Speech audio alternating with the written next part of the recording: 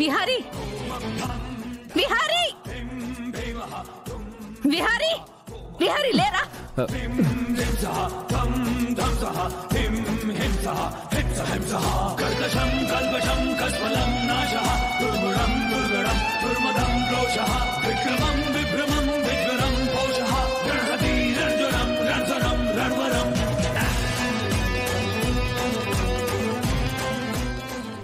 ఎవరు వచ్చారు?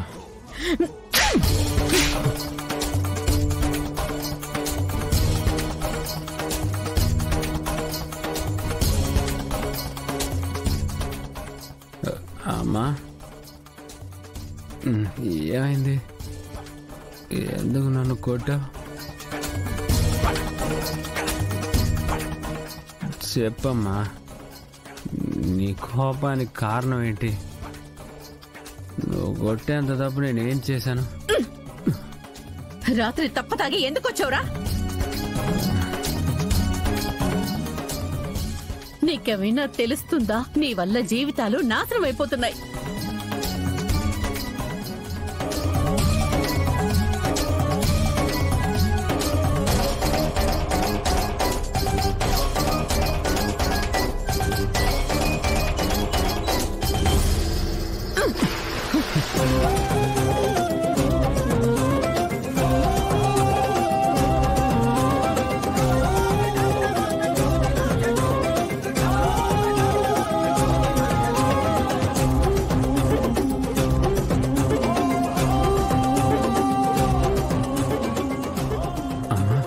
రాత్రి తాగింది ఇంకా దిగలేదురా నీకు? అమ్మా, నేను తాగి రావడం తప్పే. తప్పు చేశాక రియలైజ్ అవ్వడం కాదురా, తప్పు చేయక ముందు ఆలోచించాలి. నీ సిచ్యువేషన్ ఏంటి, నువ్వేంటి, అసలు ఎలా ఉండాలి, నువ్వు ఏం చేస్తున్నావో ఏం చేయకూడదు తెలియకపోతే ఎలా?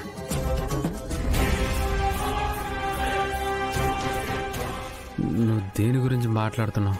నువ్వు తాగొచ్చి ఇంకా ఈ ప్రశ్నలేంటి విహారీ? యమున, విహారీ తాగి రావడం అంత తప్ప?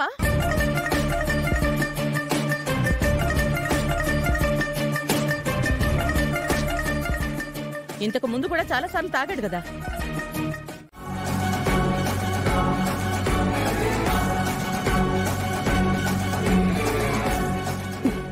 వ్యసనం నెమ్మదిగా అలవాటుగా ఎక్కడ మారుతుందోనని భయంతో అలా అంటున్నానులేండి వదిన. ఎప్పుడు ఏం చెయ్యాలో, ఎంత కంట్రోల్లో ఉండాలో నా అల్లుడికి బాగా తెలుసు.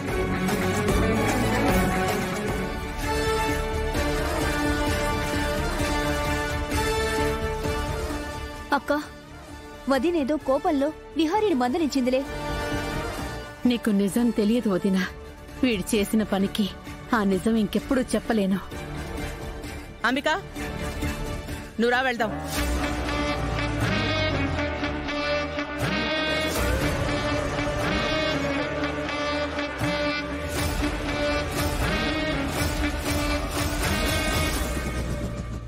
వదినా, మీరు రండి, వెళ్దాం.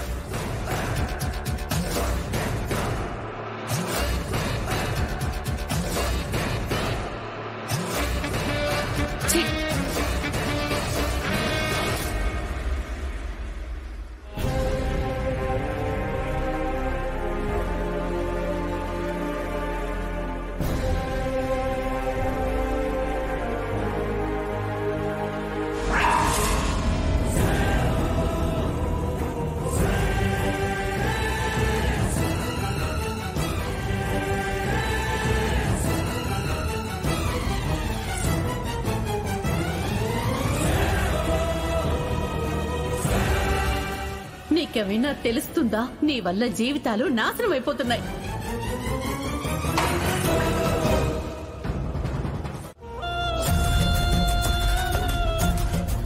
లక్ష్మమ్మ, పదమ్మ, నీ గదిలోకి తీసుకెళ్తాను. పండు, ఇంట్లో అందరూ కోపంగా ఉన్నారేంటి? గదిలో విహారీ గారిని యమునమ్మ గారు కోపడుతున్నట్టున్నారు.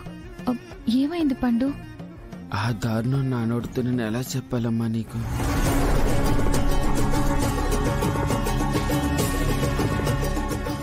వసుదమ్మా మీరేనా? నేనే లక్ష్మి. వసుదమ్మా, యమునమ్మ విహారీ గారిని కోపడుతున్నట్టున్నారు. ఇంట్లో ఏదో గొడవ జరుగుతున్నట్టు అందరూ అరుస్తున్నారు. ఏమైందమ్మా?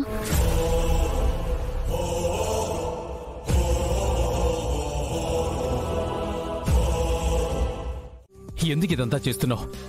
ఎందుకురా అందరినీ ఇంత బాధ పెడుతున్నావు? నేను తప్పు చేయలేదు మావయ్య.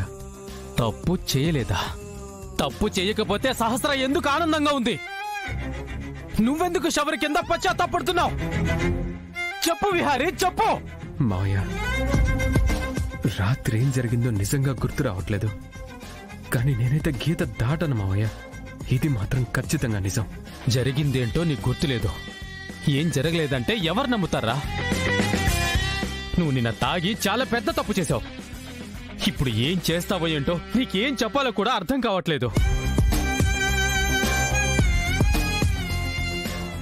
మావయ్య, నేనెంత మైకల్లో ఉన్నా చివరికి కల్లో కూడా కనకానికి ఏ అన్యాయం చెయ్యలేను మావయ్య.